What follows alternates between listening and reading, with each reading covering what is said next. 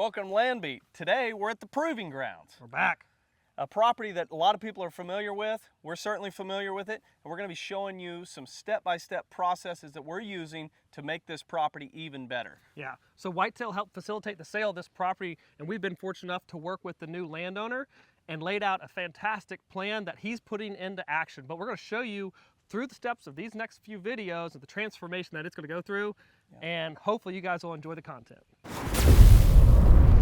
On today's video, we're going to be talking about microhabitats, a big expansive habitat or habitat features, and how we can arrange them to be more wildlife friendly and certainly more hunter friendly.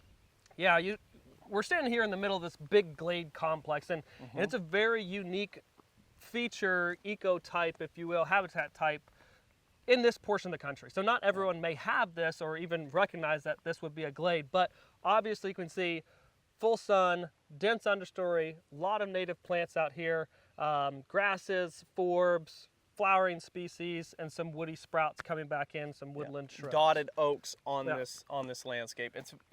Imagine a small grassland, kind of arid climate, shallow soil, very beneficial habitat or ecosystem to this area. Sure. And it's very beneficial to wildlife. And that's one side of the spectrum. Let's just call it the far left side, where it's very, very open. But in the contrast, on the far right side of that spectrum, there's closed canopy timber. Dense, closed canopy hardwoods. Which has no sunlight and very little understory. And essentially, what we're saying is this property in its current state is either glade, very open, very small percentage of the total footprint as food plots, but if it's open, it's a glade. If it's closed, if it's not in a glade, it's closed canopy timber primarily. So there's not much of that middle ground in between those two spectrums. So you go from very beneficial with lots of forage, but not a lot of great cover, to very dense, dark, very little forage, very little cover, and not a lot in between.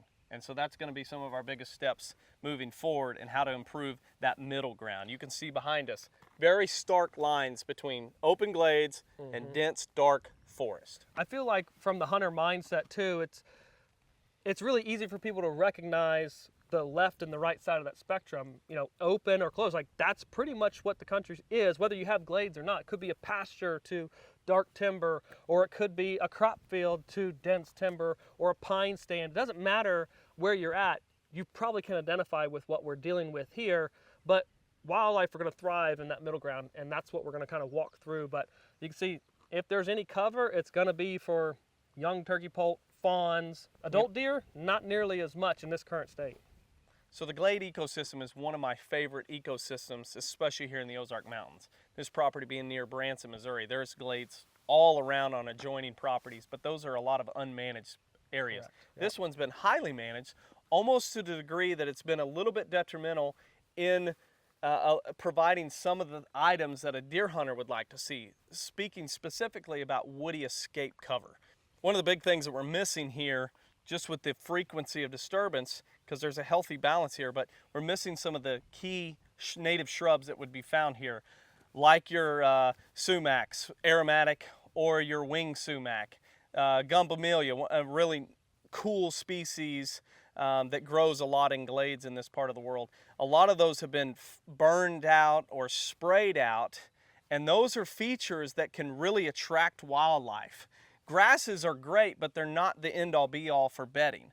But grasses mixed with shrubs, especially in fall, winter, is prime time. So to make this big open landscape even more hunter-friendly would be to add those woody escape cover pockets out in this glade ecosystem. So the balance is burning, but not so much that you remove those. Right, and by adding, what you're saying is manipulating that disturbance regime of less quick return on fire intervals and letting it breathe a little bit, allowing some of those woodies to establish a little bit more, be a bigger composition within the stand.